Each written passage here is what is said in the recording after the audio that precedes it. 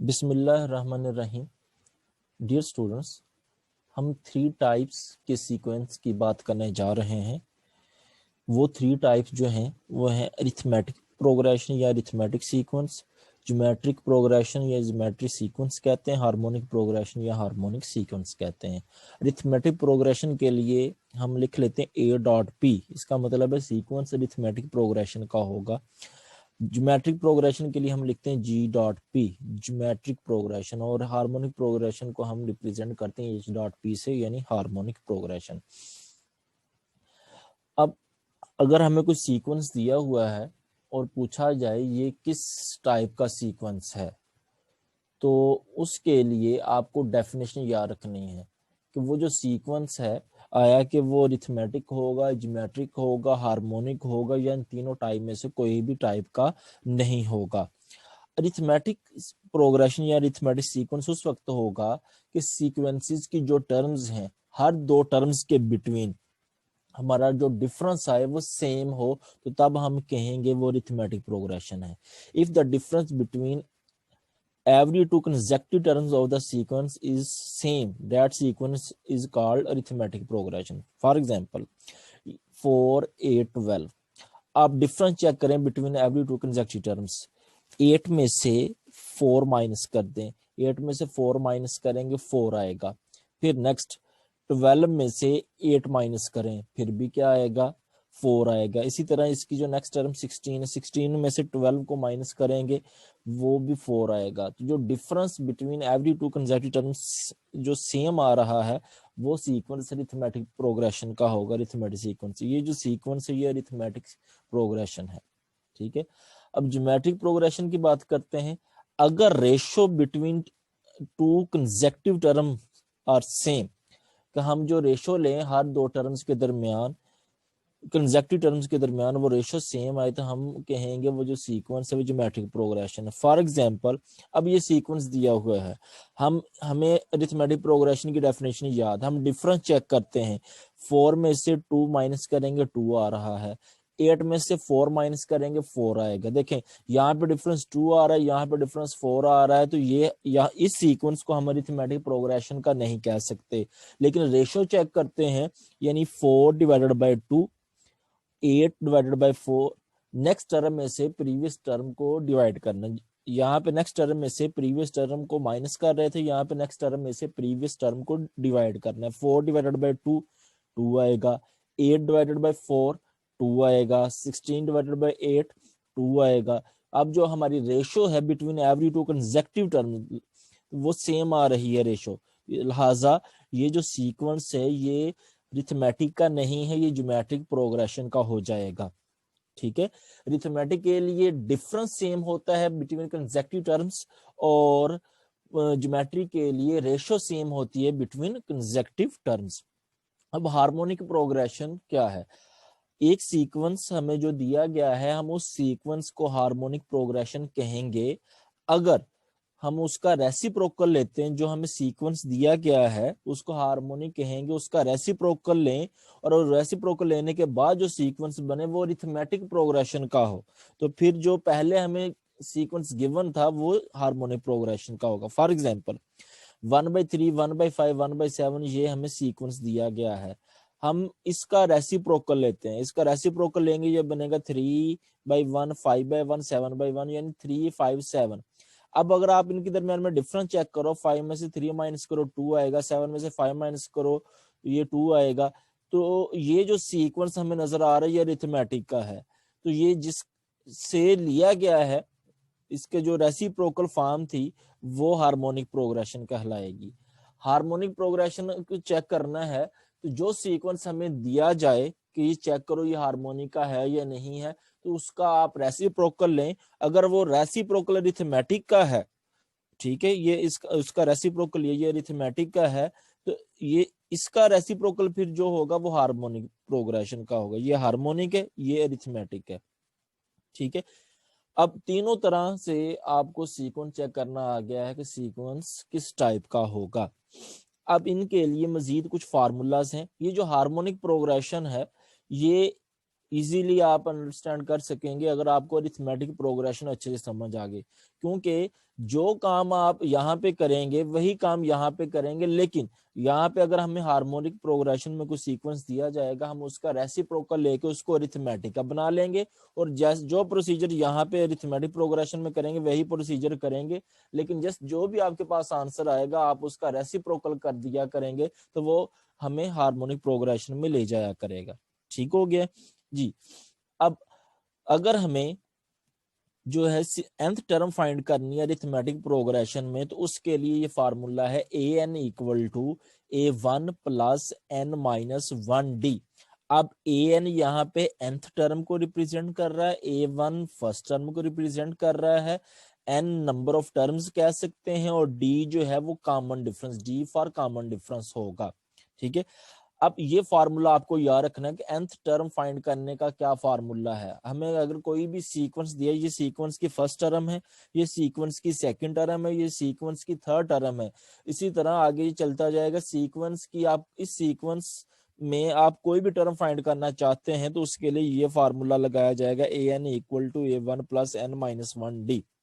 इस फार्मूले को अंडरस्टैंड कीजिएगा। इस फार्मूले में देखें अगर nth टर्म है तो यहाँ पे n में से 1 को माइनस किया गया है, फिर d के साथ मल्टीप्लाई करवाएंगे। अगर मैं यहाँ पे कहूँ कि फोर्थ टर्म निकालनी है तो यहाँ पे आएगा a4 a1 प्लस n की जगह पे 4 4 माइनस 1 यानी ये 3d बन जाएगा। a4 इक्वल आ जाएगा a1 प्लस 4 माइनस 1 3d, ये 3d बन जाएगा। a10 निकालना है तो a10 जो आपके पास आएगा वो a1 प्लस 9 10 माइनस 1 ये 9d बन जाएगा। यानी जो टोटल टर्म निकाल रहे हैं उसमें से एक कम करके यहाँ d से आप मल्टीप्लाई करवा दोगे। इसको आप डायरेक्ट अप्लाई करना आना चाहिए। ठीक हो गया, ये nth टर्म निकालने के लिए फार्मूला, बल्कि इस फार्मूले को यूज करते हुए हम कोई भी टर्म निकाल सकते हैं, बशर्त ये कि हमारे पास फर्स्ट टर्म हो और जो है वो d हो, तो हम कोई भी जो टर्म निकालना चाहते हैं वो निकाल सकेंगे। अब इसी तरह ज्योमेट्रिक प्रोग्रेशन में अगर हम nth टर्म निकालना चाहते हैं तो उसका क्या फार्मूला है। nth टर्म निकालने का formula a1 r power n minus 1 होगा। r इसमें रेशो है, a1 फर्स्ट टर्म है, n रिप्रेजेंट कर रहा है नंबर ऑफ टर्म को, a1 first term an nth term और r जो है वो कॉमन रेशो है। यहाँ पे और यहाँ पे ये दोनों टाइप के, अगर हम अरिथमेटिक सीक्वेंस की बात करेंगे तो उसकी कोई भी टर्म निकालनी है तो उसके लिए ये फार्मूला यूज होगा, और अगर ज्योमेट्रिक प्रोग्रेशन की कोई भी टर्म निकालनी है तो उसके लिए ये फार्मूला यूज होगा an equal to a1 r power n minus 1। ठीक है, अब इस फार्मूले को भी अंडरस्टैंड करें। अगर हमसे पूछा जाए फिफ्थ टर्म निकाल लें तो यहाँ पे आएगा a5 equal to a1 r power n minus 1। जो भी टर्म निकालनी है उसमें से यहाँ पे एक माइनस करना है। अगर फिफ्थ टर्म निकालनी है तो 5 में से 1 माइनस करेंगे, यहाँ पे 4 आ जाएगा, यानी a5 equal to a1 r power 4। a10 निकालनी है तो ये बनेगा a1 r पावर 9। हमें पहले अच्छे से ये पहचान करनी है कि जो सीक्वेंस दिया हुआ है वो अरिथमेटिक का है या ज्योमेट्रिक का है। ठीक हो गया है, ये ना हो कि अरिथमेटिक प्रोग्रेशन का क्वेश्चन और उसकी कोई भी टर्म निकालने के लिए आप ये फार्मूला लगा के बैठ जाएं। अगर अरिथमेटिक प्रोग्रेशन का क्वेश्चन है, उस सीक्वेंस की कोई भी टर्म निकालनी है तो उसके लिए ये फार्मूला यूज होना है, और ज्योमेट्रिक प्रोग्रेशन है, ज्योमेट्रिक प्रोग्रेशन की कोई भी टर्म निकालनी है तो उसके लिए ये फार्मूला यूज करना an equal to a1 r power n minus 1। अब इसी तरह हम बात करते हैं हार्मोनिक प्रोग्रेशन की। अब हार्मोनिक प्रोग्रेशन की कोई भी टर्म निकालना चाहते हैं तो उसको जो हमें सीक्वेंस दिया गया है हार्मोनिक प्रोग्रेशन का, हम उसका रेसिप्रोकल लेकर अरिथमेटिक प्रोग्रेशन बनाएंगे, और फिर उसकी कोई भी टर्म निकालनी है तो ये फार्मूला लगाएंगे, ये हार्मोनिक अरिथमेटिक प्रोग्रेशन वाला। उसकी टर्म आप फाइंड करके जो भी टर्म निकालना चाहते हैं उसका रेसिप्रोकल ले लेंगे तो वो हार्मोनिक प्रोग्रेशन की वो रिक्वायर्ड हमारे पास टर्म आ जाएगी। ठीक है, एग्जाम्पल लेते हैं ताकि अच्छे से हमें समझ आ जाए जी। ये एग्जाम्पल है 4 8 12 एंड सो ऑन। पहला क्वेश्चन तो ये है कि ये बताएं ये सीक्वेंस किस टाइप का। ये तो एमसीक्यू में पूछा जा सकता है, ये सीक्वेंस दिया है, ये सीक्वेंस किस टाइप का है। हमने डिफरेंस लिया, 8 में से 4 को माइनस किया 4 आ रहा है, 12 में से 8 को माइनस किया 4 आ रहा है। तो ये जो डिफरेंस सेम आ रहा है, ये देख सकते हैं डिफरेंस सेम आ रहा है, तो लिहाजा ये जो सीक्वेंस है ये अरिथमेटिक सीक्वेंस है या अरिथमेटिक प्रोग्रेशन का है। ठीक है, फिर नेक्स्ट हमें फाइंड करना है कि nth टर्म इस सीक्वेंस की, ये जो सीक्वेंस हमें दिया गया है इसकी nth टर्म क्या है। अब ये जो सीक्वेंस है ये अरिथमेटिक प्रोग्रेशन का है, इसकी nth टर्म निकालनी है तो उसके लिए फार्मूला आपने याद किया है an equal to a1 plus n minus 1d। जो चीज भी आपके पास मौजूद है वो आप यहाँ पे पुट कर दें। a1 मीन सीक्वेंस की फर्स्ट टर्म, सीक्वेंस की जो फर्स्ट टर्म है वो हमारे पास 4 है, तो a1 की वैल्यू जो है वो 4 पुट होगी plus n minus 1, nth term निकालनी तो n की जगह पे n ही रहेगा, n माइनस 1, और डिफरेंस चेक कर सकते हैं, जो डिफरेंस आ रहा है हमारे पास वो 4 है, यहाँ पे 4 लिख दें। तो 4, इस 4 का मल्टीप्लाई करवाएं, ये बनेगा 4n माइनस 4, ये -4 और +4 कट जाएगा तो 4n रह जाएगा। इस सीक्वेंस के लिए जो nth टर्म होगी वो होगी 4n। अब फॉर एग्जाम्पल इसमें से हमें कह दिया जाता है इस सीक्वेंस की 10th टर्म निकालें, ये तो 3 टर्म्स हमें दी गई हैं, फर्स्ट, सेकंड और थर्ड, हमें 10th टर्म निकालने का कह दिया जाता है। तो ये सीक्वेंस अरिथमेटिक प्रोग्रेशन का है, तो अरिथमेटिक प्रोग्रेशन में 10th टर्म अगर निकालनी है तो उसके लिए a10 equal to a1 plus, यहाँ पे जो भी होगा उसमें से माइनस करना है, 10 माइनस 1 यानी ये बन जाएगा 9d। इसमें भी आप पुट कर सकते हैं कि n की जगह पे 10 पुट कर दें, फिर भी यही फार्मूला बनेगा, n a10 equal to a1 plus 10 minus 1, ये 9d ही बन जाएगा। लेकिन कोशिश करेंगे डायरेक्ट आप फार्मूला लगा सकें बजाय इसके कि ये आपको लगाना पड़े। जी, a1 हमारे पास 4 है प्लस 9, और d जो डिफरेंस आ रहा है इस सीक्वेंस में वो 4 है, तो ये 9 4 टाइम 36, 36 प्लस 4 40, तो इस सीक्वेंस की जो 10th टर्म बनेगी वो इसकी 40 होगी। फॉर एग्जांपल हमसे ये कह दिया जाता कि जो सीक्वेंस दिया गया है इसकी नेक्स्ट टर्म फाइंड करें, ये 4 है, ये 8 है, ये 12 है, ये 3 टर्म्स आ चुकी हैं, हम इसकी अगर 4th टर्म निकालना चाहते हैं तो उसके लिए फार्मूला होता a4 equal to a1 plus 3d। ठीक है, अगर a5 फिफ्थ टर्म निकालनी पड़ती तो उसके लिए a5 equal to a1 plus 4d, ये फार्मूला यूज होना था। हमारे पास अगर a1 और d आ जाए तो आप किसी भी किस्म की टर्म निकाल सकते हैं, आपसे 100 टर्म को कहे तो आप 100 टर्म भी फाइंड कर सकते हैं। अगर 100 टर्म फाइंड करनी तो a100 equal to a1 plus 99d आ जाएगा, a1 और d मौजूद होना चाहिए, आप किसी भी किस्म की टर्म जो है वो फाइंड कर सकते हैं। ठीक है, अब इसी टाइप की जो क्वेश्चंस हैं ये सीक्वेंस के लिए करते हैं। 2 4 8 16 ये सीक्वेंस दिया गया है तो ये किस किस्म का सीक्वेंस होगा। अगर हम इनके दरम्यान में डिफरेंस लें, 4 में से 2 माइनस करें 2 आ रहा है, 8 में से 4 माइनस करें 2 ये 4 बनेगा, 16 में से 8 माइनस करें 8 बनेगा, डिफरेंस तो सेम नहीं आ रहा। अब अरिथमेटिक प्रोग्रेशन की तो बात हो नहीं सकती यहाँ पे। रेशो की बात करें, 4 डिवाइडेड बाई 2 2 आएगा, 8 डिवाइडेड बाई 4 2 आएगा, 16 डिवाइडेड बाई 8 ये भी 2 आएगा। Ratio between two consecutive term same आ रही है, वो 2 है। ठीक है, आर हमारे पास जो आ रहा है वो 2 है, ये ज्योमेट्रिक प्रोग्रेशन का क्वेश्चन है। अब ज्योमेट्रिक प्रोग्रेशन की अगर हमें nth टर्म फाइंड करनी है तो nth टर्म फाइंड करने के लिए ज्योमेट्रिक सीक्वेंस की अगर हम कोई भी nth टर्म निकालना चाहते हैं तो वो आएगा an equal to a1 r power n minus 1, ये फार्मूला होता है कोई भी nth टर्म ज्योमेट्रिक प्रोग्रेशन की फाइंड करना चाहते हैं। जी, an, अब इस सीक्वेंस में जो फर्स्ट टर्म है a1 है वो 2 है, a1 की जगह पे 2 आ जाएगा, और रेशो जो आ रही है वो 2 है, a1 की जगह पे 2 और रेशो की जगह पे 2 आ गया, 2 पावर n माइनस 1।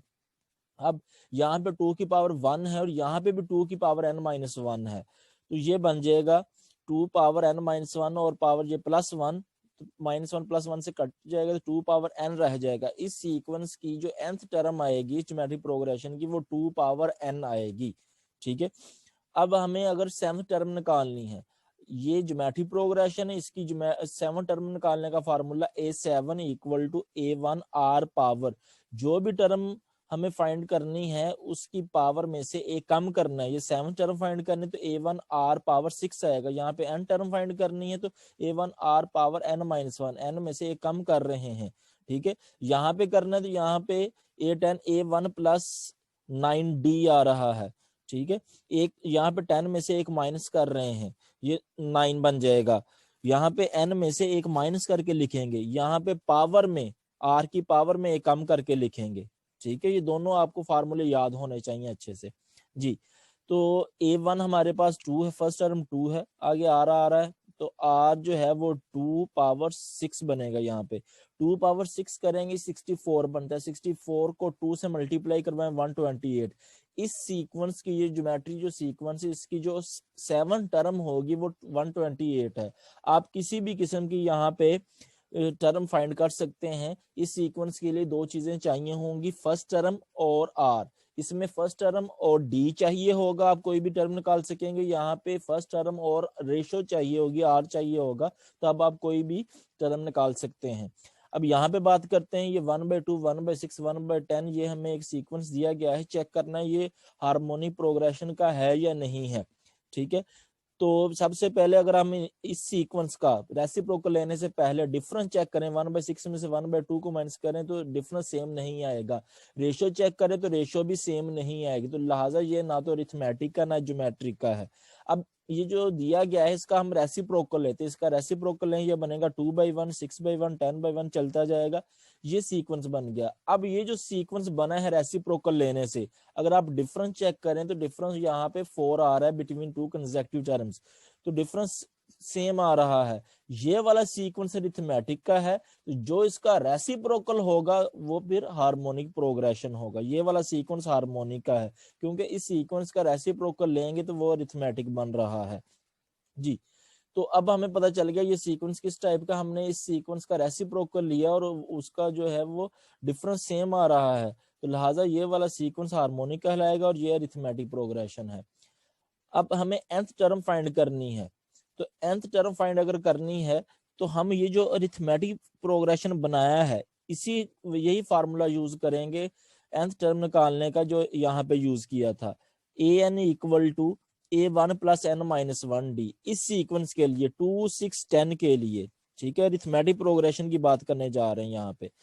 तो यहाँ पे a1 2 है और डिफरेंस हमारे पास 4 आ रहा है। यहाँ पे पुट करें 2 प्लस n माइनस 1d की जगह पे 4, तो ये बनेगा 2 प्लस 4n माइनस 4, 2 में से -4 करेंगे -2 बनेगा 4n माइनस 2। ये nth टर्म आएगी इस सीक्वेंस की, इस ये जो सीक्वेंस है अरिथमेटिक प्रोग्रेशन की ये nth टर्म है। अगर हम nth टर्म फाइंड करनी है हार्मोनिक की, तो ये जो हमारे पास nth टर्म अरिथमेटिक की आई है उसी का रेसिप्रोकल कर दें, वो हार्मोनिक प्रोग्रेशन की nth टर्म हो जाएगी। अगर हमें 17 टर्म निकालनी है, ये जो सीक्वेंस ये हार्मोनिक प्रोग्रेशन जो दिया गया है इसकी 17 टर्म निकालनी है, आपने इसका रेसिप्रोकल लिया हुआ है वो ये सीक्वेंस ये अरिथमेटिक है। हम इस अरिथमेटिक की 17 टर्म निकालते हैं, उसके लिए फार्मूला होगा a1 प्लस 16d। तो a1 2 है प्लस 16 d 4 आ रहा है, डिफरेंस इस क्वेश्चन में 4 आ रहा है, तो इसको सिंप्लीफाई करें 66 से बनेगा। ये जो 66 आएगा ये अरिथमेटिक प्रोग्रेशन की 17 टर्म है, हमें हार्मोनिक बतानी है, तो इस ये जो आंसर आया है इसका रेसिप्रोकल कर दें, वो हार्मोनिक प्रोग्रेशन की हमारे पास 17 टर्म आ जाएगी।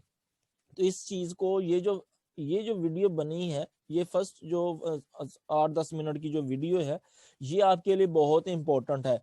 इसी की बेस के ऊपर हमारे नेक्स्ट क्वेश्चंस हल होंगे जी। अब बेसिकली हमारी जो एक्सरसाइज है 6.2 6.6 और 6.10 उसमें mostly questions arithmetic progression, geometric progression और हार्मोनिक प्रोग्रेशन के 3 एक्सरसाइज हैं, 6.2 6.6 और 6 जो है 10। अब 6.2 और 6.6 ये तो कंप्लीटली इन्हीं क्वेश्चंस में है, और 6.10 के कुछ क्वेश्चंस हैं जो अरिथमेटिक प्रोग्रेशन, ज्योमेट्रिक प्रोग्रेशन और हार्मोनिक प्रोग्रेशन के रिलेटेड हैं, वो यहाँ पे इंक्लूड किए गए हैं। उनकी तरतीब को चेंज की है ताकि आपको समझने में आसानी हो जाए, क्वेश्चंस का आपस में कंपैरिजन करने में आसानी हो जाए। वो सारे के सारे क्वेश्चन जो एक्सरसाइजेज में मौजूद हैं, जो मैं बोल चुका हूँ 6.2 6.6 और 6.10 में जो भी क्वेश्चन इनके रिलेटेड है वो यहाँ पे मैंने इंक्लूड कर दिए हैं, और साथ में इनके रिलेटेड जो एग्जाम्पल्स हैं वो भी। ये टोटल 43 क्वेश्चंस बनते हैं अरिथमेटिक, ज्योमेट्रिक प्रोग्रेशन और हार्मोनिक प्रोग्रेशन के रिलेटेड। तो हम इनको इस लेक्चर में कोशिश करते हैं कि मैक्सिमम क्वेश्चन जितने हो सकते हैं हम उनको अटेम्प्ट कर सकें। दो फार्मूले जो आपको याद रखने हैं कि कोई भी टर्म निकालनी है उसके लिए ये फार्मूला है अरिथमेटिक प्रोग्रेशन के लिए और ज्योमेट्रिक प्रोग्रेशन की कोई भी टर्म निकालनी है उसके लिए ये फार्मूला है a1 r पावर n-1 वाला। ठीक हो गया। और हार्मोनिक प्रोग्रेशन के लिए तो आपने रेसिप्रोकल लेकर अरिथमेटिक बनाना है और उस पर यही फार्मूले यूज करने हैं। ठीक हो गया। अब हम क्वेश्चंस करते हैं जी, 1 बाय 1 करके।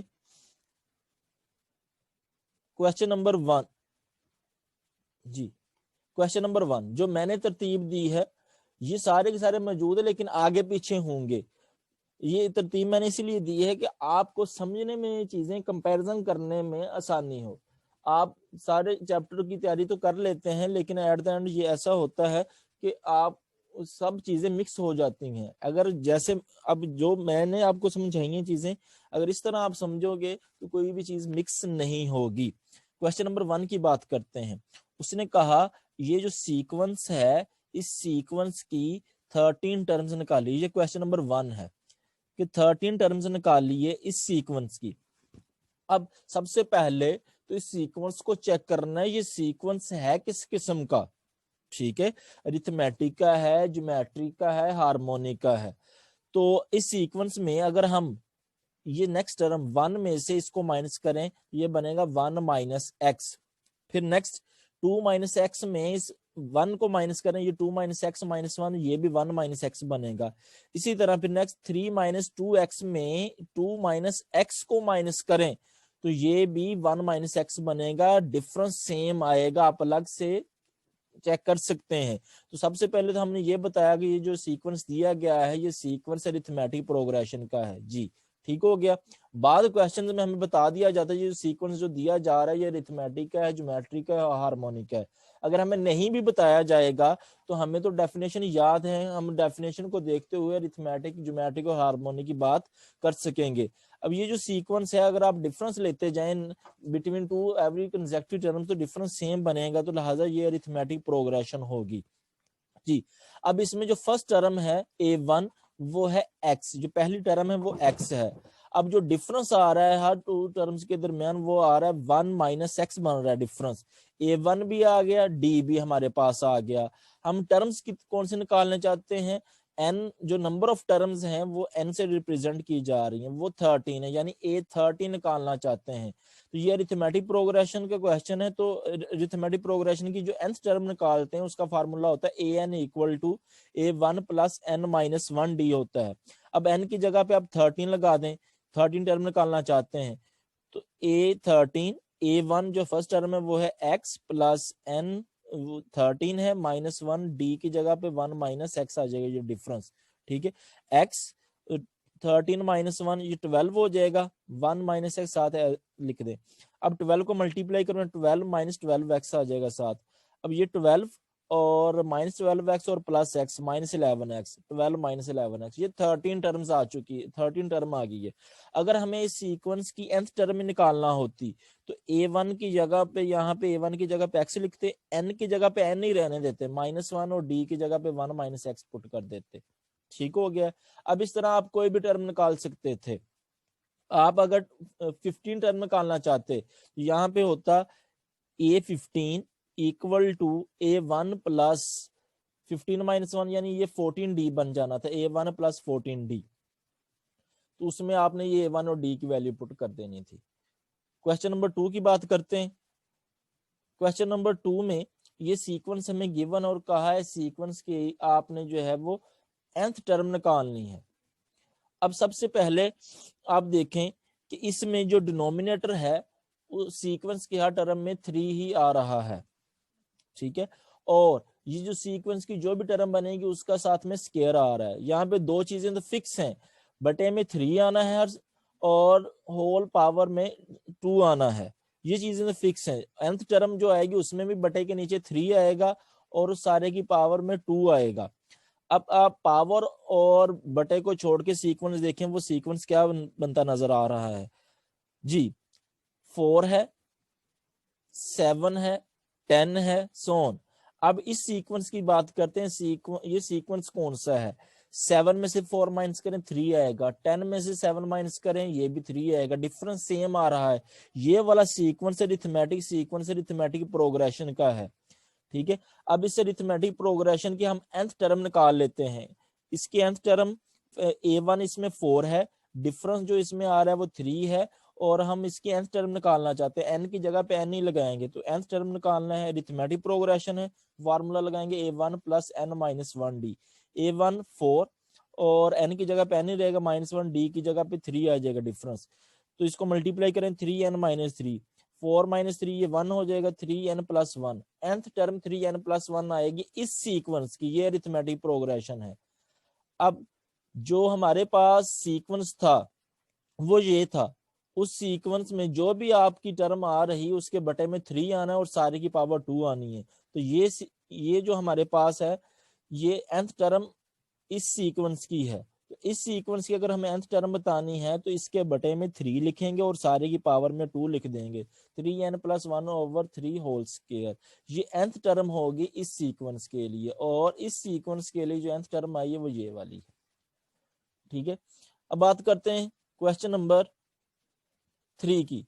क्वेश्चन नंबर 3 में हमें फिफ्थ टर्म फाइंड करनी है ज्योमेट्रिक प्रोग्रेशन की। हमें बता दिया गया है ये जो सीक्वेंस है ये ज्योमेट्रिक प्रोग्रेशन है, ज्योमेट्रिक प्रोग्रेशन की फिफ्थ टर्म फाइंड करनी है। a1 इसमें जो फर्स्ट टर्म है वो 3 है, और इसमें रेशो चाहिए होगी क्योंकि ज्योमेट्रिक प्रोग्रेशन है। 6 डिवाइडेड बाई 3 करेंगे 2 आ जाएगा, इस 12 डिवाइडेड बाई 6 करेंगे ये भी 2 आ जाएगा, रेशो हमारे पास यहाँ पे आ जाएगी 2, रेशो आएगी 2, फर्स्ट टर्म इसमें जो है वो 3 आ रही है। अब कोई भी टर्म निकालनी हो ज्योमेट्रिक प्रोग्रेशन की, उसके लिए फार्मूला यूज किया जाता है an equal to a1 r power n minus 1, ये nth टर्म का फार्मूला है।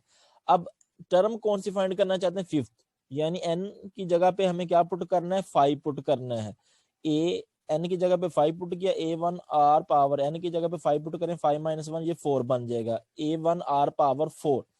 अब a1 हमारे पास इस सीक्वेंस में, ज्योमेट्रिक सीक्वेंस में 3 है, और रेशो जो हमारे पास आ रही है वो 2 है, a1 की जगह पे 3 लगाएं, r की जगह पे 2 पावर 5 माइनस 1 ये 4 बन जाएगा, 3 डॉट 2 पावर 4, 2 पावर 4 करें, 2 2 टाइम 4, 2 टाइम 8, 8 2 टाइम 16, 16 बनेगा, 16 3 से मल्टीप्लाई होगा 48 आ जाएगा।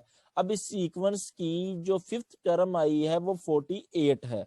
इस सीक्वेंस की आप कोई भी टर्म निकाल सकते हैं, ठीक है, अगर हमारे पास a1 और r मौजूद होगा, a1 और r मौजूद है, हम कोई भी टर्म इसकी निकाल सकेंगे।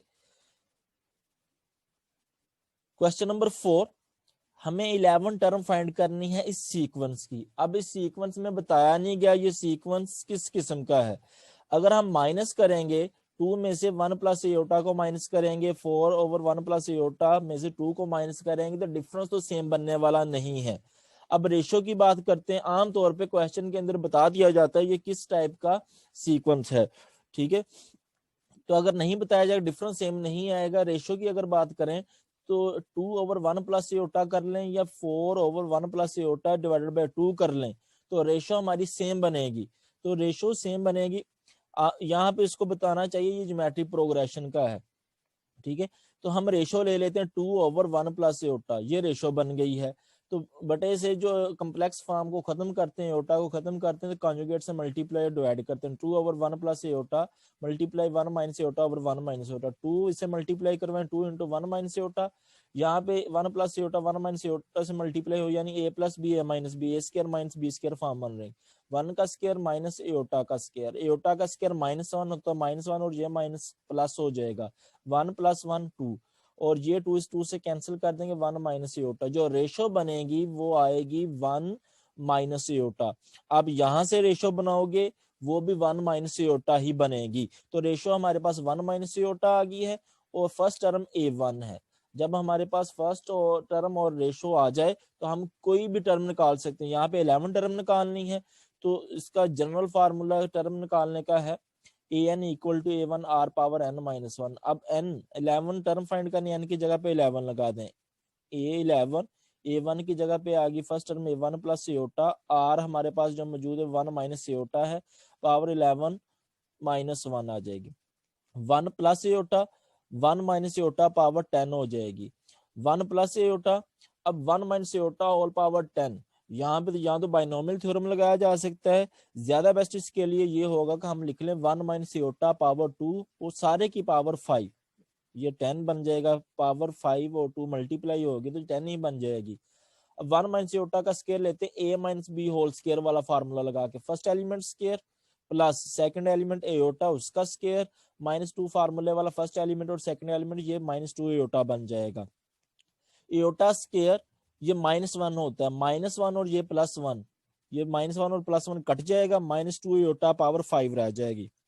यहाँ पे 1 प्लस एयोटा और साथ में -2 एयोटा पावर 5 रह जाएगी जी। -2 iota power 5, 1 plus iota as it is रहने दें, -2 पावर 5 अलग कर लें और एयोटा की पावर 5 अलग कर लें। -2 की पावर 5 लेंगे तो ये माइनस की पावर 8 है तो माइनस ही हमें मिलेगा, 2 पावर 5 लेंगे तो ये 32 बनेगा। यहाँ से हमें -2 पावर 5 से -32 मिलेगा। 1 प्लस एयोटा के साथ -32 आ जाएगा और साथ में एयोटा पावर 5, एयोटा पावर 5 को लिखा जा सकता है एयोटा 2 पावर 2 साथ में एयोटा, यानी एयोटा पावर 4 डॉट एयोटा। तो एयोटा पावर 4 एयोटा 2 पावर 2 या -1 का स्क्वायर, ये हमें +1 एयोटा पावर 4 +1 के इक्वल होता है, इसकी जगह +1 आ जाएगा, साथ में एयोटा है तो एयोटा आ जाएगा। ठीक है, ये बन जाएगा -32 1 प्लस एयोटा और साथ में ये एयोटा, इसने मेंशन भी कर दिया एयोटा पावर 4 1 है, एयोटा स्क्वायर -1 है। अब इस एयोटा को भी साथ मल्टीप्लाई करवाएं, -32 एयोटा मल्टीप्लाई का एयोटा प्लस एयोटा स्क्वायर -1 है, -32 इंटू एयोटा -1, माइनस से मल्टीप्लाई करवा दें, ये 32 इंटू ये प्लस का हो जाएगा और एयोटा माइनस का हो जाएगा। फाइनली ये हमारे पास 11 टर्म आ जाएगी। अब इसी तरह के नेक्स्ट 3 क्वेश्चंस हैं। क्वेश्चन नंबर 5 की बात करते हैं। ये जो क्वेश्चंस हैं ये शॉर्ट क्वेश्चन में पूछे जा सकते हैं। हमें फाइंड करनी है इस सीक्वेंस के लिए 12th टर्म। अब ये सीक्वेंस जो है अगर आप चेक करेंगे तो ये ज्योमेट्रिक प्रोग्रेशन का ही बनेगा, तो लिहाजा इसमें जो फर्स्ट टर्म a1 है वो 1 प्लस एयोटा है और ज्योमेट्रिक प्रोग्रेशन का होगा तो रेशो इसमें चेक करते हैं, 2 एयोटा में से फर्स्ट टर्म को डिवाइड करते हैं, 2 एयोटा ओवर 1 प्लस एयोटा, तो इसको कॉन्जुगेट से मल्टीप्लाई डिवाइड कर लेते जैसे ऊपर वाले क्वेश्चन में किया था, 1 माइनस एयोटा से मल्टीप्लाई डिवाइड, तो ऊपर मल्टीप्लाई करेंगे 2 एयोटा इंटू 1 माइनस एयोटा और नीचे ए plus B A minus B वाली फॉर्म यूज होगी, 1 square minus aorta square. Aorta को अंदर मल्टीप्लाई करवाएं, ये एयोटा माइनस एयोटा स्क्वायर बन जाएगा और यहाँ पे एयोटा स्क्वायर -1 माइनस और माइनस प्लस 1 प्लस 1 ये 2 हो जाएगा, बटे में 2 आ जाएगा और ये एयोटा माइनस एयोटा स्क्वायर -1 होता है और ये माइनस प्लस हो जाएगा, एयोटा +1 बन जाएगा, नीचे 2 से 2 कट जाएगा, एयोटा +1 कर लें या 1 प्लस एयोटा कर लें, तो रेशो जो हमारे पास बन रही है वो 1 प्लस एयोटा बन रही है। a1 1 प्लस एयोटा है और रेशो हमारे पास आ रही है 1 प्लस एयोटा। ठीक है, तो हमें 12th टर्म बतानी है। ज्योमेट्रिक प्रोग्रेशन की nth टर्म का फार्मूला क्या होता है, a1 r पावर n-1 होता है।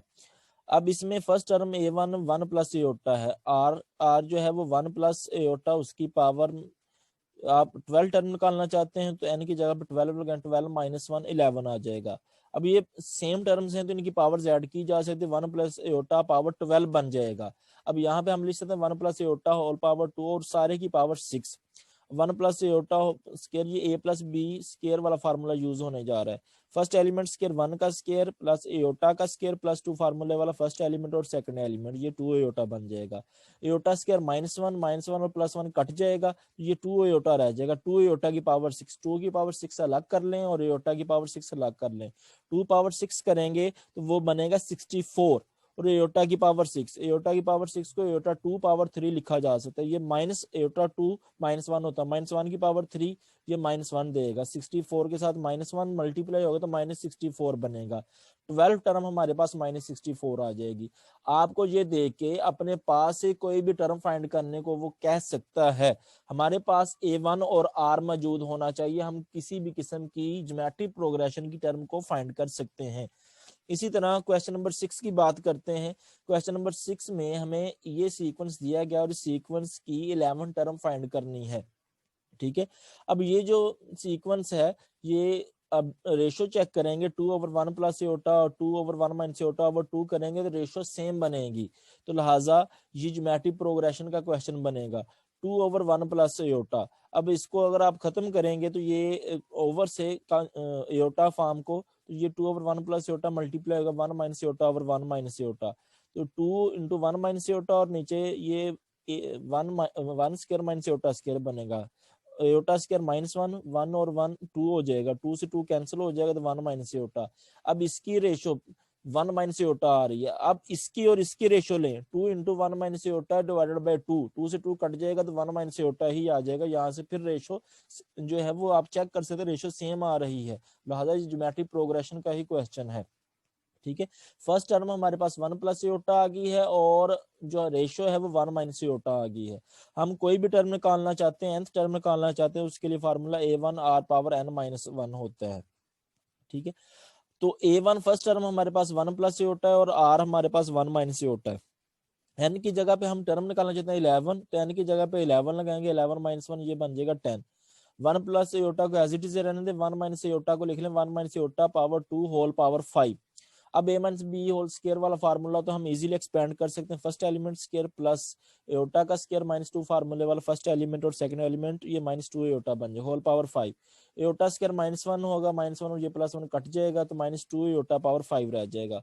अब माइनस टू की पावर 4 लग कर लें और एयोटा की पावर 4 लग कर लें, माइनस टू की पावर 4 लेंगे तो हमें माइनस 32 मिलेगा। ठीक है, और एयोटा पावर 5 में लेंगे तो एयोटा पावर 5 जो है वो aorta power 4 dot aorta, aorta power 5 से हमें जस्ट एयोटा मिलेगा।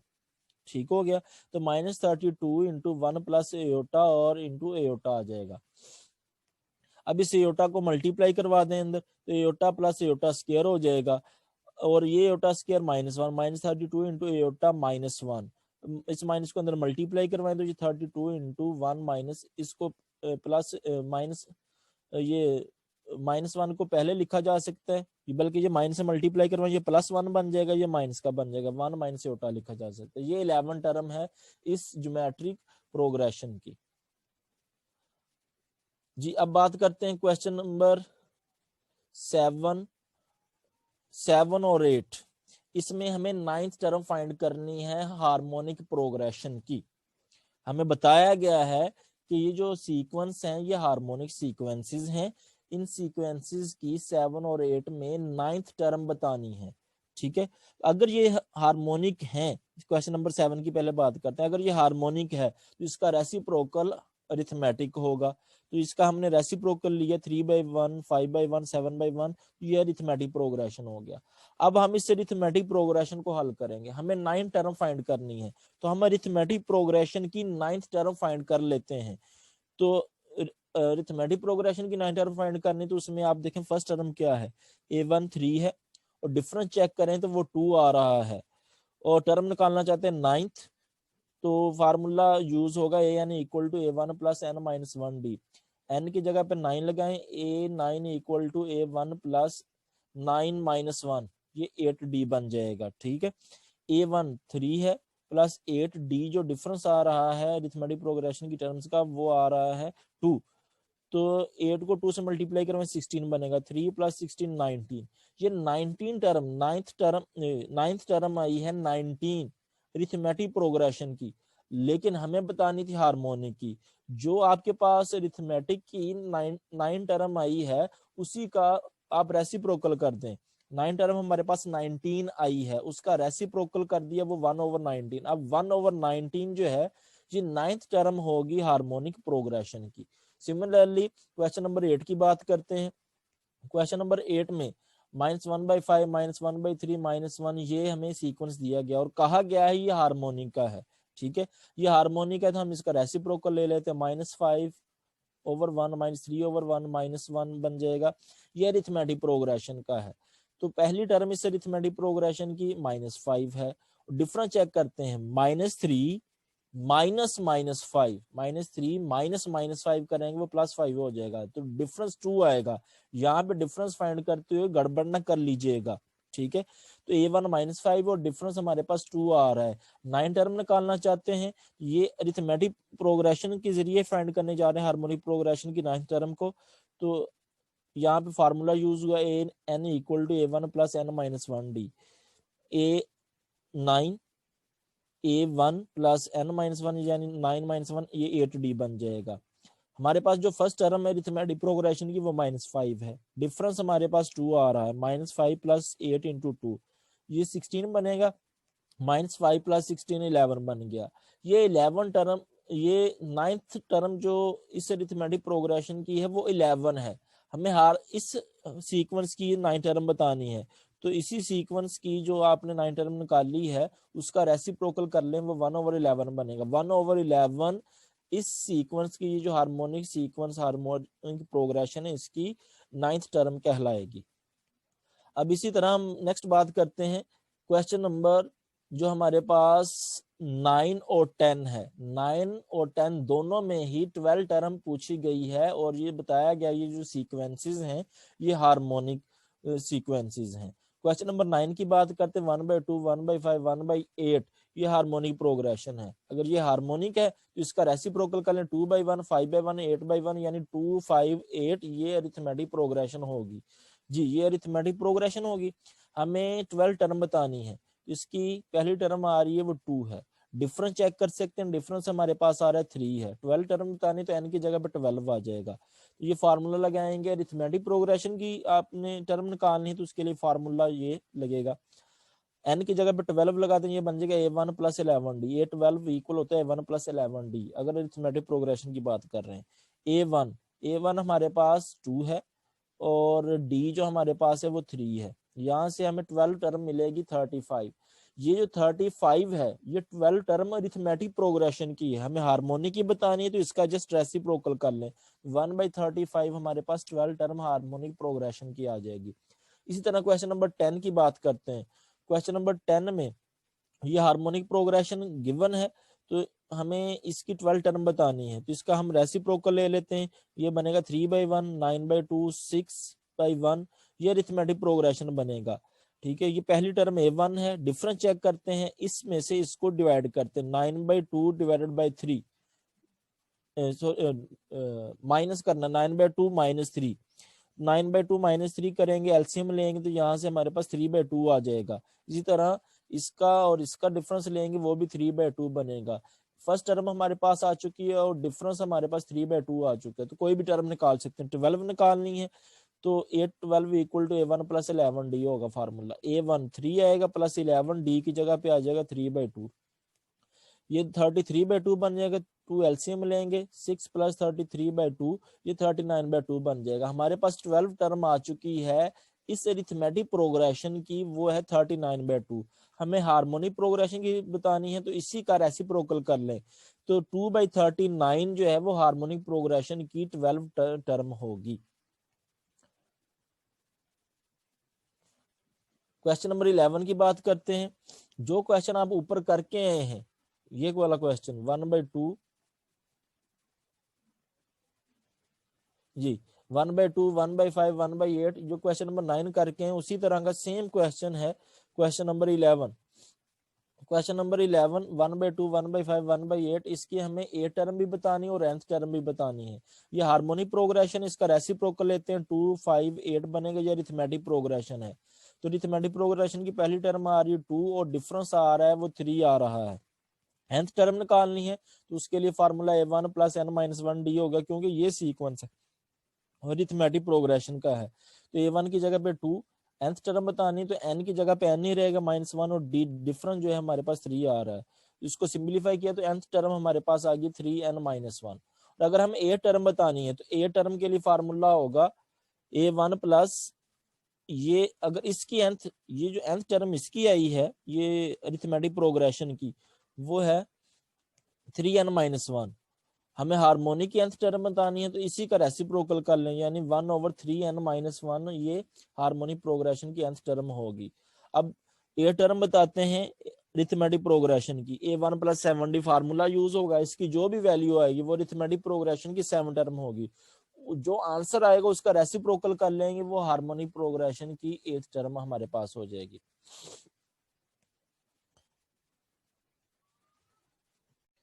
अरिथमेटिक प्रोग्रेशन, ज्योमेट्रिक प्रोग्रेशन और हार्मोनिक प्रोग्रेशन के जो फर्स्ट 11 क्वेश्चंस हैं वो बिल्कुल एक जैसी कैटेगरी के हैं, सेम कैटेगरी के हैं। उसमें हमें सीक्वेंस दिया होता है, आप देख सकते हैं आपके सामने ये क्वेश्चंस हैं। हमें सीक्वेंस दिया होगा हर क्वेश्चन में, फर्स्ट 11 क्वेश्चंस की बात कर रहा हूँ। हमें सीक्वेंस दिया है और सीक्वेंस देके कहा है कि आपने कोई टर्म निकालनी है। ठीक है, वो सीक्वेंस ज्योमेट्रिक प्रोग्रेशन का है, अरिथमेटिक का है, या हार्मोनिक का है, ये डिफरेंट टाइप के सीक्वेंसेस हैं। फर्स्ट 11 में हमें सीक्वेंस दिया है और साथ में कोई टर्म फाइंड करने के लिए कहा गया है। फर्स्ट 11 की बात कर रहा हूँ, ठीक है। अब जो नेक्स्ट क्वेश्चन नंबर 12 से 20 तक है, उसमें हमें सीक्वेंस नहीं दिया गया होगा, हमें सीक्वेंस की कोई टर्म फाइंड करने का कह सकता है या सीक्वेंस फाइंड करने का कह सकता है। वो भी इसी टाइप के क्वेश्चन जैसे कि आप देख सकते हैं, क्वेश्चन नंबर 12 में हमसे 12th टर्म पूछी गई है, और 13 में 18 टर्म पूछी गई है, 14 में ए एन और ए 13, 15 में 14 टर्म, 16 में 9 टर्म, 17 में वो ज्यादा टर्म्स पूछी गई हैं, यानी first term, second, third, four, और ये बताएंगे तो सीक्वेंस पता चल जाएगा। इस तरह 18 है और 19 है और 20, 19 और 20 में तो nth टर्म हमसे पूछी गई हैं। तो ये फर्स्ट 20 क्वेश्चंस हैं, इनमें हमसे वो टर्म्स ही पूछ रहा है। तो फर्स्ट 11 में हमें सीक्वेंस देता था, उससे हम जो है वो टर्म्स निकालते थे। अब जो 12 से 20 तक है, उसमें हमें सीक्वेंस नहीं दिया गया, लेकिन हमें सीक्वेंस की कोई ना कोई टर्म हमें दी जाएगी। उन टर्म्स को यूज करते हुए जो टर्म हमसे पूछी जाएगी हम वो बता सकेंगे।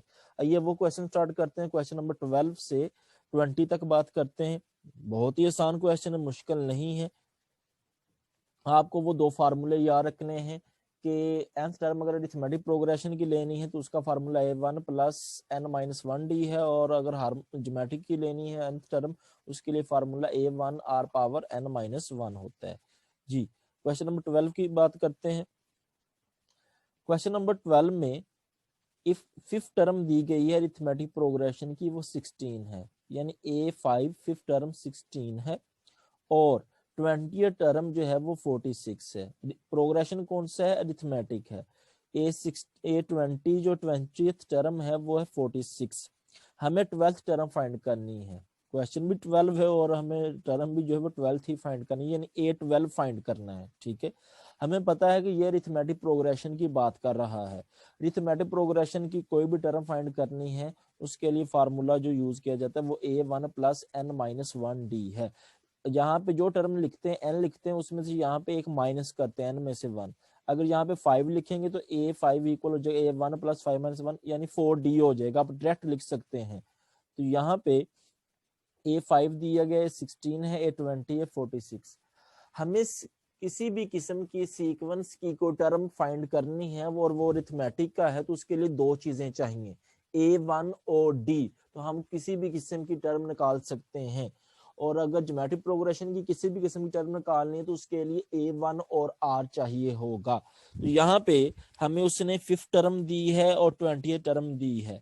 अगर हम यहाँ से a1 और d फाइंड कर लें तो हम जो है 12th टर्म बता सकेंगे फार्मूला लगा के। सबसे पहले a5 है, तो a5 को लिखा जा सकता है, ये फिफ्थ टर्म है तो इसको लिखा जाता है a1 plus 4d equal to 16। ये 20 टर्म, इसको लिखा जा सकता है a1 प्लस 19d। बेसिकली ये फार्मूला जो यूज हो रहा है वो a1 प्लस n-1d वाला, ये 20 है, 20-1 वो 19d बन जाएगा इक्वल टू 46। हमें a1 और d चाहिए ताकि हम जो है वो 12th टर्म बता सकें। जी, इन दोनों क्वेश्चंस को आपस में सॉल्व करेंगे। पहली इक्वेशन में से सेकंड इक्वेशन को माइनस करते हैं, 1 में से 1 माइनस करेंगे, 19d माइनस 4d, ये 15d इक्वल टू 30 बनेगा। 15 डिवाइड होगा, d हमारे पास 2 आ गया। अब d की वैल्यू 2 इसमें पुट कर लें या फर्स्ट में पुट कर लें, तो d की वैल्यू जो 2 है वो फर्स्ट में पुट करते हैं। यहाँ पे d की वैल्यू 2 पुट करेंगे, ये बनेगा 8। a1 प्लस 8 इधर आकर माइनस हो जाएगा, 16 माइनस 8 आ जाएगा। a1 हमारे पास 8 आ गया, d2 आ गया। अब आप कोई भी टर्म निकाल सकते हैं। यहाँ पे 12 पूछा गया है तो 12 के लिए फार्मूला होगा a12 equal to a1 plus 11d।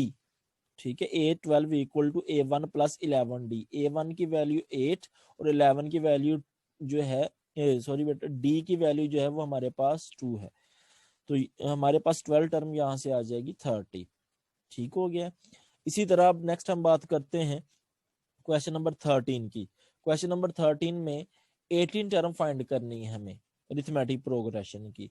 6 term 19 दी है, यानी 6 टर्म 19 है, और 9 टर्म जो है वो 31 है। हमें 18 टर्म निकालनी है अरिथमेटिक प्रोग्रेशन की।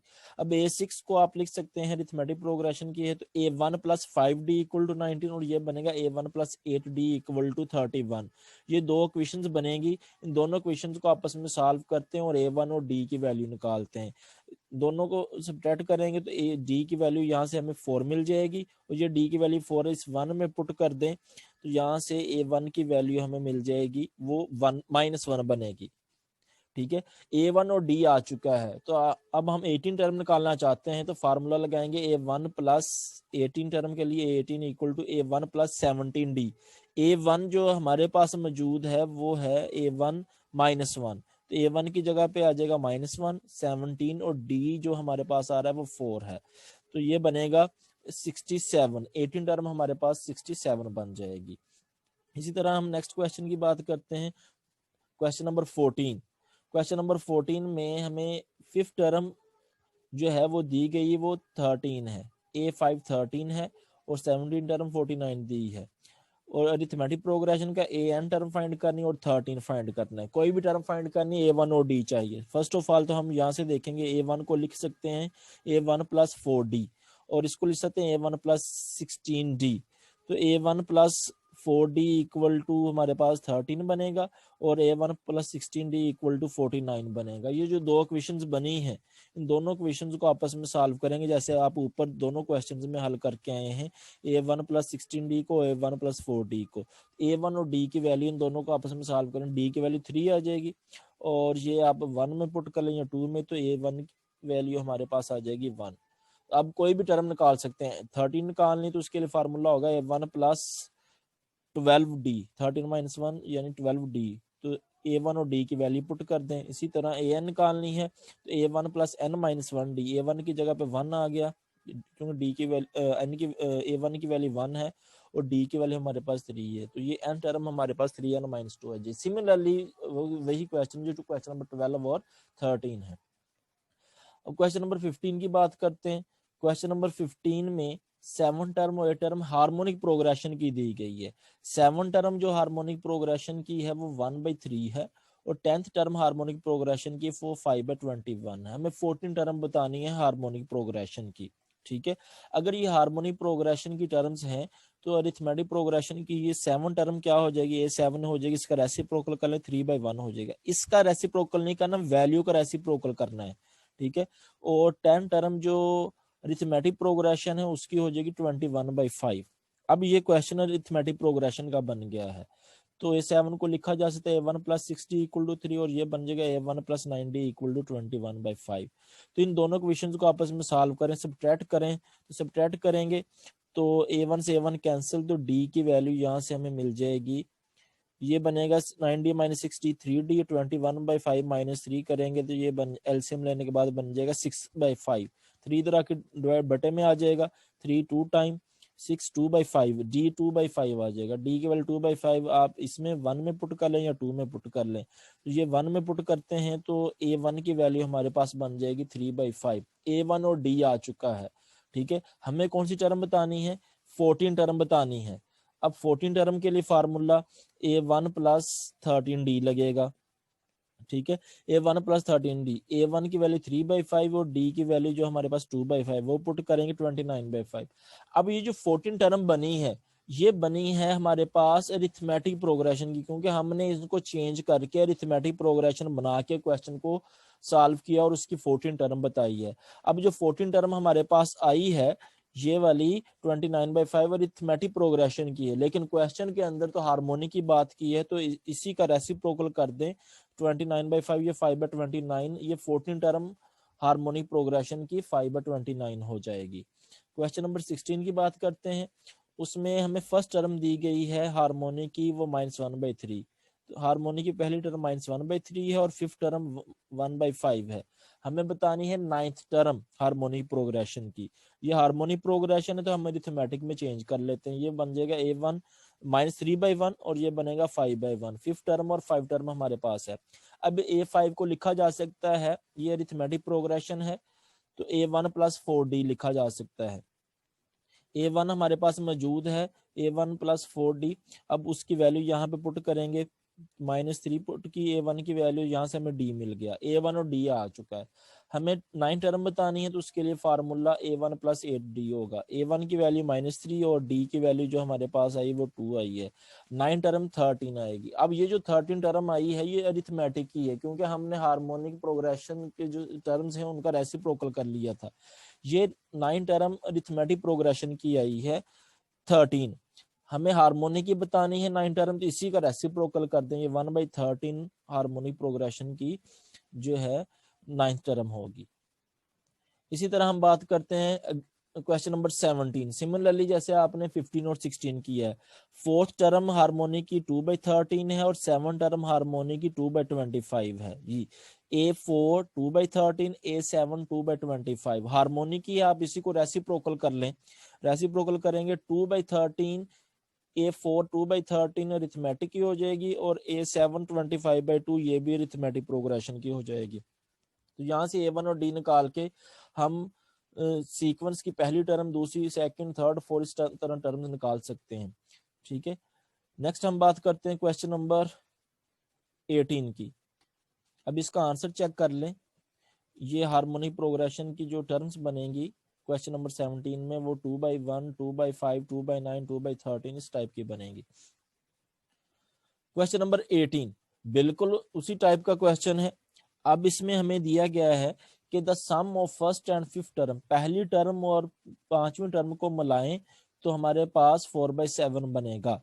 पहली टर्म और फिफ्थ टर्म को मिलाया 4/7 बनेगा। वो हार्मोनिक सीक्वेंस की फर्स्ट और 5 टर्म को मिलाना है 4/7। और फर्स्ट टर्म हमें बताई गई है वो 1/2 है। ये हार्मोनिक सीक्वेंस की बात कर रहे हैं कि फाइंड द सीक्वेंस, हमें सीक्वेंस फाइंड करना है। जबकि बताया गया है पहली टर्म 1/2 है हार्मोनिक प्रोग्रेशन की, और हार्मोनिक प्रोग्रेशन की पहली और पांचवी टर्म का सम किया जाए वो 4/7 है। A1 1/2 है, A1 1/2 यहाँ पे पुट करते हैं। यहाँ पे पुट करेंगे तो A5 की वैल्यू हमारे पास बन जाएगी, सिंप्लीफाई करेंगे तो वो बनेगी 1/14। अब ये जो A5 है ये हार्मोनिक प्रोग्रेशन की टर्म है। A1 1/2 और A5 1/14 ये हार्मोनिक प्रोग्रेशन की टर्म्स हैं। ठीक है, ये क्वेश्चन इंपॉर्टेंट, इसको ध्यान से कीजिएगा। ये हार्मोनिक प्रोग्रेशन की। अब हमें अरिथमेटिक में चेंज करना है अगर हमें सीक्वेंस फाइंड करना है। अब सीक्वेंस फाइंड करने का मतलब है आपको पहली टर्म बतानी है, दूसरी बतानी है, तीसरी बतानी, 3-4 टर्म्स बता दें तो पता चल जाएगा सीक्वेंस आगे किस तरह मूव करेगा जी। अब इसकी जो फर्स्ट टर्म होगी हार्मोनिक प्रोग्रेशन की वो 2 होगी, और फिफ्थ टर्म जो हार्मोनिक प्रोग्रेशन की होगी वो 1/14 वो यानी 14 होगी। तो यहाँ पे अब ये अरिथमेटिक प्रोग्रेशन का क्वेश्चन बन चुका है, तो यहाँ पे फार्मूला लगा सकते हैं A1 + 4D = 14। A1 2 यहाँ पे पुट करते हैं तो D की वैल्यू मिल जाएगी 3। A1 और D मिल चुका है। हमें A1 मिल गया अरिथमेटिक प्रोग्रेशन का, A2 निकालना है तो A2 होगा A1 + D। A3 third term निकालनी है वो होगा A1 + 2D। फोर्थ टर्म निकालनी है तो वो A1 + 3D हो गए। तो यहाँ पे वैल्यू पुट करें, ये बन जाएगा सीक्वेंस 2, 5, 8, 11। ये अरिथमेटिक प्रोग्रेशन बनेगी, उसका सीक्वेंस बनेगा। हमें हार्मोनिक का बताना था क्योंकि क्वेश्चन हार्मोनिक में गिवन है, तो इन्हीं टर्म्स का रेसिप्रोकल कर लें, ये हार्मोनिक प्रोग्रेशन सीक्वेंस मिल जाएगा, हार्मोनिक प्रोग्रेशन मिल जाएगी या आप हार्मोनिक सीक्वेंस कह सकते हैं। अब क्वेश्चन नंबर 19 और 20 ये दोनों एक जैसे हैं, ये ज्योमेट्रिक प्रोग्रेशन के क्वेश्चंस हैं। हमें nth टर्म फाइंड करनी है, फोर्थ टर्म दी गई है और 7th टर्म दी गई है ज्योमेट्रिक प्रोग्रेशन की। A4 8/27, तो A4 8/27, तो A4 अगर हम ज्योमेट्रिक प्रोग्रेशन की बात कर रहे हैं तो A4 इक्वल होगा A1 R पावर 3। यानी बेसिकली फार्मूला ये होता है A1 R पावर n-1। जिस टर्म की बात कर रहे हैं उस पावर उसमें से एक कम करते हैं यानी n-1। यहाँ पे फोर्थ टर्म की बात कर रहे हैं तो A1 R पावर 3 8/27। यहाँ पे 7 टर्म की बात कर रहे हैं, ये बनेगा A1 R पावर 6। ये याद रखिए ज्योमेट्रिक प्रोग्रेशन की बात कर रहे हैं हम। A1 R power 6 equal to -64/729। हमें अगर कोई भी टर्म बतानी है कोई या सीक्वेंस बताना है तो दो चीजों की जरूरत है ज्योमेट्रिक प्रोग्रेशन के अंदर, A1 की और R की। यहाँ से हम A1 और R फाइंड करते हैं। जब अरिथमेटिक प्रोग्रेशन की बात होती थी तो हम A1 और D निकालते थे कोई भी टर्म निकालने के लिए जी। तो A1 और R यहाँ पे निकालने की कोशिश करते हैं। इसमें वहां पे जब आप अरिथमेटिक प्रोग्रेशन में आप कोई भी टर्म निकालना चाहते थे तो दोनों इक्वेशंस को आपस में सब्ट्रैक्ट या करते थे, सिंपलीफाई करते थे। यहाँ पे हमें दोनों इक्वेशंस को आपस में डिवाइड करना पड़ेगा। हमारे पास कौन सी टर्म है, 7 टर्म है और 4 टर्म है, तो हम 7 टर्म को 4 टर्म पे डिवाइड करते हैं। 7 टर्म हमारे पास है वो -64/729 और जो 4 टर्म है वो 8/27 है। तो इसको डिवाइड करते हैं जी। -64/729 ये मल्टीप्लाई हो जाएगा 27/8, ऊपर जाकर रेसिप्रोकल हो जाएगा 27/8, यहाँ से मिलेगा -8/27। अब यहाँ पे जो A7 है वो है A1 R पावर 6 और A4 A1 R क्यूब। तो A1 से A1 कट जाएगा, ऊपर R क्यूब है, नीचे ऊपर R6 है, बड़ी टर्म को ऊपर रखा है, R6 से नीचे R क्यूब है, तो R क्यूब रह जाएगा। A7 को A4 पे डिवाइड करें, इसको इस पे डिवाइड करें, इसको उस पे डिवाइड करना है, इस इक्वेशन को इस इक्वेशन पे डिवाइड करें। A1 से A1 कटेगा, R6 पे डिवाइड करेंगे, R3 रह जाएगा। R3 आएगा हमारे पास -8/27। तो R3 यहाँ पे -8/27 को लिखा जा सकता है -2/3 होल पावर 3, यानी 2 की पावर 3 अलग और 3 की पावर 3 अलग लिखी जा सकती है। ये सारी -2/3 होल पावर 3 लिखी जा सकती है। पावर 3 के अंदर जो चीज है वो है R और यहाँ पे -2/3। R की वैल्यू हमें मिल गई है वो -2/3 है। ठीक है, R की वैल्यू -2/3 आ चुकी है। हमें A1 भी चाहिए, तो A1 ये R की वैल्यू आप यहाँ पे पुट कर लें या यहाँ पे पुट कर लें। तो आप बेशक इसको आप जो आपके पास ये जो इक्वेशन 2 है जिसको आप कह रहे हैं तो यहाँ पे पुट कर लें। R ये वैल्यू जो है हमारे पास R की -8/27, तो -8/27 पुट करेंगे जी। -8/20, बल्कि R की वैल्यू -2/3 है, तो यहाँ पे R की वैल्यू -2/3 पुट करें, -2/3 पावर 3 करेंगे तो ये बन जाएगा -8/27। -8/27 इधर आकर जब डिवाइड करेंगे तो वो आप ऊपर जाके उसको रेसिप्रोकल कर सकते हैं। तो यहाँ से हमें वैल्यू A1 की ये -8/27 से कट जाएगा, -1 आ जाएगा। A1 हमारे पास -1 आ चुका है, R की वैल्यू -2/3 आ चुकी है। अब nth टर्म बतानी थी, तो nth टर्म का फार्मूला यहाँ पे है। nth टर्म का फार्मूला यहाँ A1 R power n-1। A1 की वैल्यू हमारे पास -1 है, R की वैल्यू -2/3 है और उसकी पावर n-1 लिखेंगे। तो इसको लिखा जा सकता है -1 पावर n-1, यानी माइनस की पावर n-1 लग कर ली और 2/3 की पावर n-1 लग कर ली। तो -1 पावर 1 है, यहाँ -1 पावर n-1 है, इनकी पावर्स ऐड हो जाएंगी तो -1 पावर n आ जाएगा और साथ में 2/3 होल पावर n-1 आ जाएगा। ठीक है, अब सिमिलरली जो क्वेश्चन है वो क्वेश्चन नंबर 20 है। इसमें भी हमें nth टर्म फाइंड करनी है। A5/A3 4/9 है, A2 4/9 है। ठीक है, A5 अगर हम 5th टर्म की बात करते हैं ज्योमेट्रिक प्रोग्रेशन की, तो वो है A1 R पावर 4 और ये है A1 R पावर 2। A1 से A1 कट जाएगा, तो यहाँ से हमें R² मिलेगा, R² बनेगा 4/9 और R की वैल्यू यहाँ से हमें +-2/3 मिल जाएगी R की वैल्यू। ठीक है, दोनों तरफ आप अंडर रूट जब लेंगे तो साथ में प्लस माइनस भी जनरेट होगा। R की वैल्यू +-2/3 है। अब इसी तरह साथ में हमें दिया गया A2, A2 4/9 है, तो A2 को लिखा जा सकता है A1 R पावर 1। ये चीज A2 A1 R पावर 1।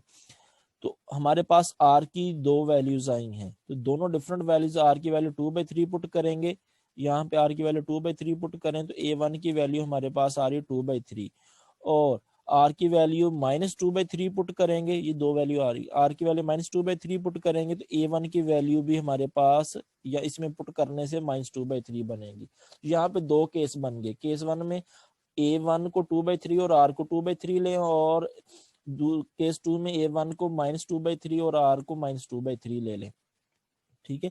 तो हमें nth टर्म बतानी है, तो nth टर्म का फार्मूला है a1 r पावर n-1। हम ये केस यूज कर रहे हैं, दोनों वैल्यू 2/3 की। यहाँ पे पुट करते 2/3 पावर n-1, दोनों की पावर्स आप ऐड कर लें, ये 2/3 पावर n-1 और +1 ये n बन जाएगी। अब केस 2 में a1 और r की वैल्यू -2/3 आ रही है, तो ये पुट करते हैं a1 r power n, a1 -2/3 r -2/3 power n-1, दोनों की पावर्स ऐड करें तो ये बन जाएगा -2/3 पावर n, या इसको लिखा जा सकता है -1 पावर n अलग और 2/3 की पावर n अलग की जा सकती है।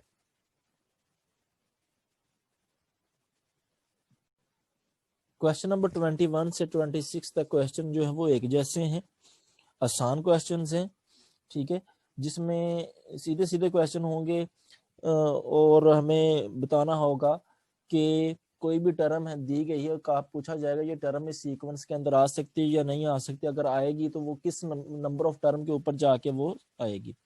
फॉर एग्जांपल उसको इन क्वेश्चंस को करने से पहले आप ये आइडिया देखिए, 4 8 12 एंड सो ऑन चलता जा रहा है और उसने कहा इज 40। ये जो सीक्वेंस चल रहा है, क्या इस सीक्वेंस के अंदर आगे जाके 40 आएगा या नहीं आएगा, हमसे ये पूछा गया ये 40 आएगा या नहीं आएगा। तो ये देखें 4 है, अब इस सीक्वेंस के अंदर 5 भी नहीं आ रहा, 6 भी नहीं आ रहा, अब इस सीक्वेंस के अंदर 14 15 भी नहीं आएगा। उसने ये पूछा कि इस सीक्वेंस के अंदर ये चलते चलते आगे जाके कहीं पे 40 आएगा या नहीं आएगा, ठीक है। इसी तरह ये सीक्वेंस दिया गया है 2 4 8 और यही सीक्वेंस आगे चलते चलते क्या इस सीक्वेंस में 128 की टर्म आएगी या नहीं आएगी, तो ये हमने बताना है। तो ये कैसे बताएंगे, तो ये आप सीक्वेंस चेक करें, ये सीक्वेंस इसका 8 - 4 4 12 - 8 4, ये अरिथमेटिक प्रोग्रेशन का डिफरेंस सेम आ रहा है, तो डिफरेंस 4 D4 है, A1 जो फर्स्ट टर्म है 4 है। अब ये इसका हमें नहीं पता ये आएगा या नहीं आएगा, हम इसको लेट करते हैं ये AN है, AN = 40। इसी तरह यहाँ पे जो डिफरेंस है वो सेम नहीं आ रहा, रेशो सेम आ रही है, तो रेशो हमारे पास 2 R2 है, फर्स्ट टर्म 2 है और इसको हम AN लेट कर लेते हैं क्योंकि इस टर्म का हमें पता ही नहीं ये आएगी या नहीं आएगी। AN लेट कर लिया, अब AN = 40। अरिथमेटिक प्रोग्रेशन का ये क्वेश्चन है तो इस पे फार्मूला लगेगा A1 + n-1D = 40। A1 की वैल्यू 4, n की जगह पे n ही रहने दे, n-1 D की जगह पे भी 4 आ जाएगा क्योंकि A1 भी 4 है और इस क्वेश्चन में D भी 4 है। 4 इसको एक्सपेंड करें तो ये बनेगा 4n, ये -4 4 से ये 4 कैंसिल, 4n = 40, नेक्स्ट 4n = 40, 4 इधर आके डिवाइड होगा तो n की वैल्यू 10 आ गई। अब यहाँ पे ये n की वैल्यू 10 यानी ये 10th टर्म पे जाके वैल्यू 40 मिलेगी, इसका मतलब ये जो 40 है सीक्वेंस के अंदर कहीं ना कहीं आगे आएगा, वो किस जगह पे आएगा, वो 10th टर्म पे आएगा। अब नंबर ऑफ टर्म्स की बात करें तो हम कह सकते हैं नंबर ऑफ टर्म उसकी टर्म 1 है, 2 है, 3 है, 4 है, 5 है, 6 है।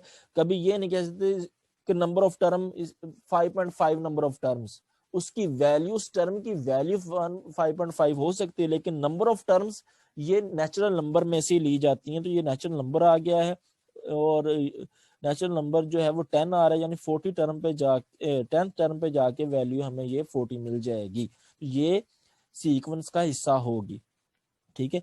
इसी तरह इस सीक्वेंस में बात करते हैं 128 की, सीक्वेंस के अंदर आएगा कि नहीं आएगा। AN = 128, ये ज्योमेट्रिक प्रोग्रेशन का क्वेश्चन है, तो यहाँ पे फार्मूला ज्योमेट्रिक प्रोग्रेशन की टर्म के अकॉर्डिंग होगा A1 R पावर n-1।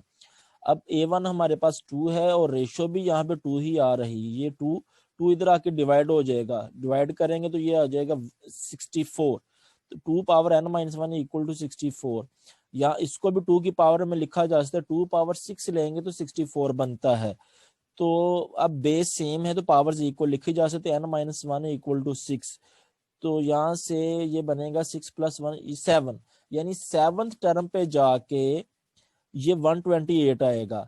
अब हमें ये भी कंफर्म हो गया ये किस टर्म पे जाके 40 आ रहा था, ये 10 टर्म पे आ रहा था, ये 7 टर्म के ऊपर जाके हमारे पास 128 आएगा, और ये भी छोटी होगी, ये दोनों नेचुरल नंबर में से हैं तो ये सीक्वेंस का हिस्सा तो होंगे, लेकिन ये किस टर्म पे होंगे वो भी हमने बता दिया। अब नेक्स्ट क्वेश्चन जो है इसमें 4 8 12 सो चलता जा रहा है और पूछा गया है कि क्या 82 सीक्वेंस में आगे जाके आएगा कि नहीं है, बिलोंग करेगा कि नहीं करेगा। अगर करेगा तो वो किस नंबर ऑफ टर्म पे करेगा, ये चेक करते हैं। ये A1 हमारे पास 4 है, डिफरेंस अगर निकालें तो वो भी 4 बन गया है, और ये निकालना, ये चेक करना चाहते हैं तो इसको हम AN लेट कर लेते हैं। AN 82 है। अरिथमेटिक प्रोग्रेशन का क्वेश्चन, तो यहाँ पे formula A1 plus n minus 1d equal to 82 लगा। तो यहाँ पे n की जगह पे n ही रहने दें। A1 की वैल्यू 4, d की वैल्यू 4, यहाँ से 4n इक्वल टू 82 आएगा। 4 इधर आकर नेक्स्ट टाइम में डिवाइड होगा तो n की वैल्यू 20.5 आएगी। अब n नंबर ऑफ टर्म को बता रहा है, तो ये नंबर ऑफ टर्म इस टाइप की तो नहीं हो सकती, जो वो प्रॉपर नेचुरल नंबर होना चाहिए। तो लिहाजा ये बता रहा है इसकी वैल्यू जो 20.5 आ रही नंबर ऑफ टर्म, वो तो हो ही नहीं सकती। तो लिहाजा ये जो 82 है, ये जो आप उसको लेके चले थे an इक्वल टू 82, ये आपके पास n की वैल्यू 20.5 पे आ रही है। ये तो पॉसिबिलिटी हो ही नहीं सकती कि 20.5 पे 82 है, तो ऐसी तो टर्म ही कोई नहीं होती। तो लिहाजा 82 इस सीक्वेंस के अंदर कहीं नहीं आएगा। अब इस सीक्वेंस की बात करते हैं 2, 4, 8 सो ऑन, और पूछा गया है कि 64 इस सीक्वेंस के अंदर कहीं लाई करेगा। तो हम इस तरह करते हैं, फर्स्ट टर्म इसकी 2 है, और ये ज्योमेट्रिक प्रोग्रेशन का है क्योंकि रेशो सेम बनेगी, तो रेशो 2 आ रही है। ठीक है, अब ये नहीं जो फर्स्ट टर्म हो रेशो भी उतनी ही बने, ये डिफरेंट हो सकती है। तो यहाँ पे AN इक्वल टू 64 ले लेंगे, क्योंकि हमें इसको चेक करना है ये कहाँ पे आता है और ये सीक्वेंस के अंदर आता भी कि नहीं आता। A1 की जगह पे 2, R की जगह पे आ जाएगा वो भी 2 power n minus 1 equal to 64। अब 2 इधर आके डिवाइड होगा, ये 32 बन जाएगा। इसको भी 2 की पावर में लिख लेते हैं क्योंकि बेस इसकी 2 है। 2 पावर 5, बेस सेम है, पावर्स आप equal n minus 1 equal to 5 आ जाएगा। n की वैल्यू 6, तो ये नेचुरल नंबर से बिलोंग करती है।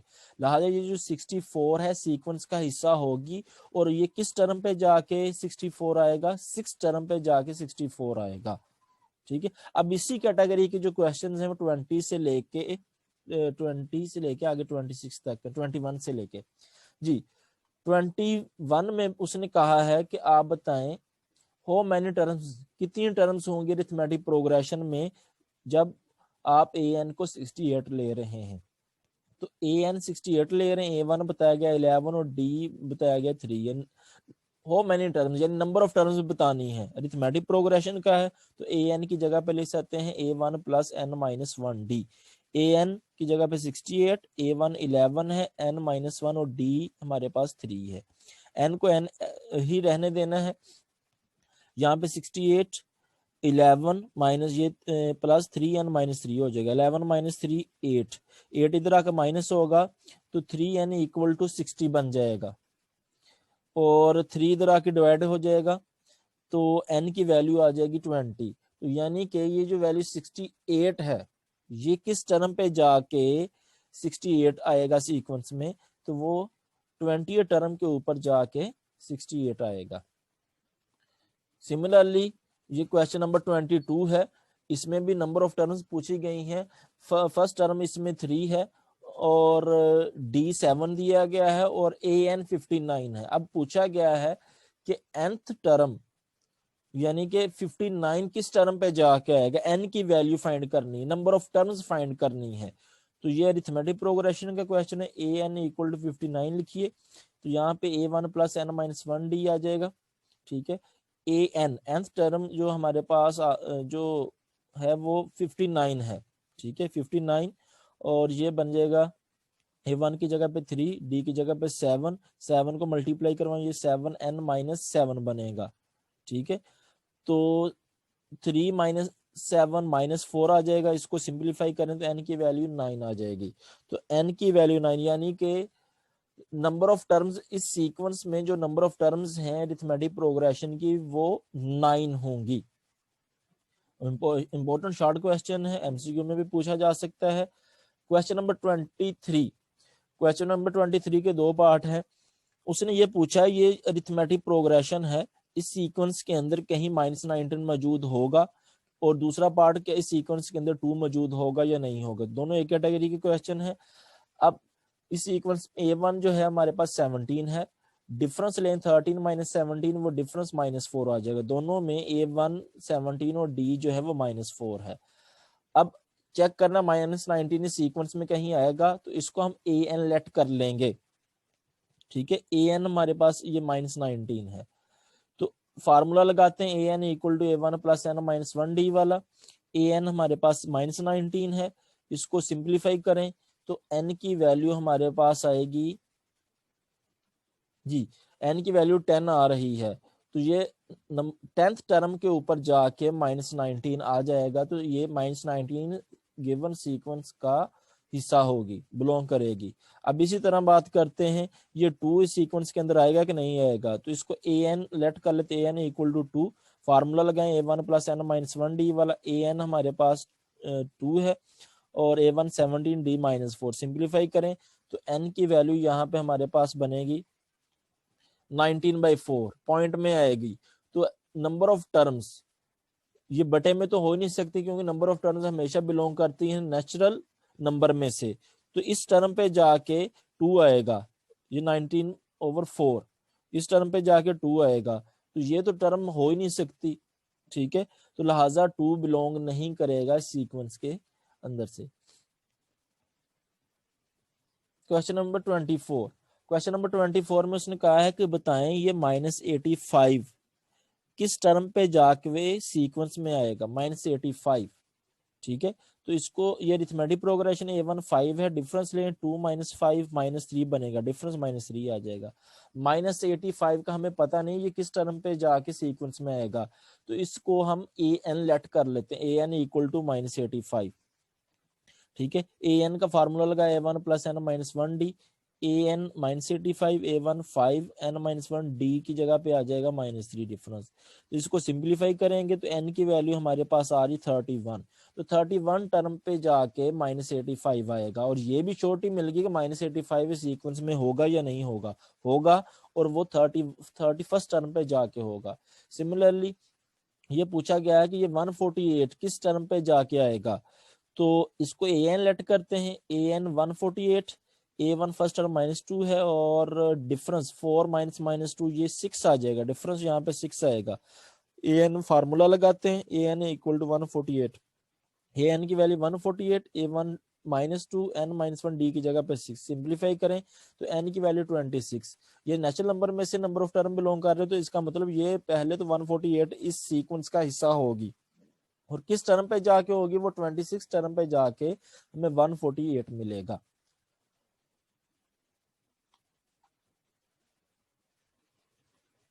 ये क्वेश्चन नंबर 24 और 25 था।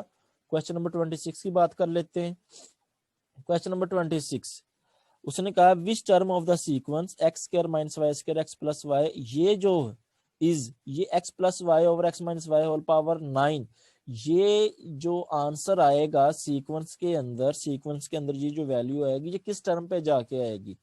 अब ये जो हमें सीक्वेंस दिया गया ये ज्योमेट्रिक सीक्वेंस है, इस क्वेश्चन में बताना चाहिए, अगर नहीं भी बताया तो आप इसको इस पे डिवाइड करें, इसको इस पे डिवाइड करें, तो आपको रेशियो सेम नजर आएगी, तो लिहाजा ये ज्योमेट्रिक सीक्वेंस का क्वेश्चन है, आपने इस तरह चेक करना है अगर हमें मेंशन नहीं किया गया होगा। तो इसकी फर्स्ट टर्म हमारे पास x square minus Y square है, और रेशियो लेते हैं x plus one over x square minus Y square, x square minus Y square को लिखते हैं x plus Y X minus Y, x plus Y से x plus Y cut जाएगा, तो आर हमारे पास आ जाएगा 1 over X minus Y, ratio हमारे पास 1 ओवर एक्स माइनस वाई आ गई।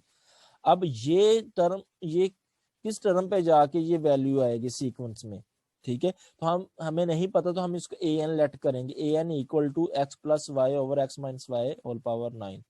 अब यहाँ पे जो ए एन का फार्मूला यूज होगा, क्योंकि ये ज्योमेट्रिक सीक्वेंस है, तो उसका formula A one R power N minus one use होगा। ए एन की वैल्यू आपने लेट कर ली है X plus Y over X minus Y power 9, वो लिखेंगे। A one X plus Y है, और आर हमारे पास जो रेशियो है वो 1 ओवर एक्स माइनस,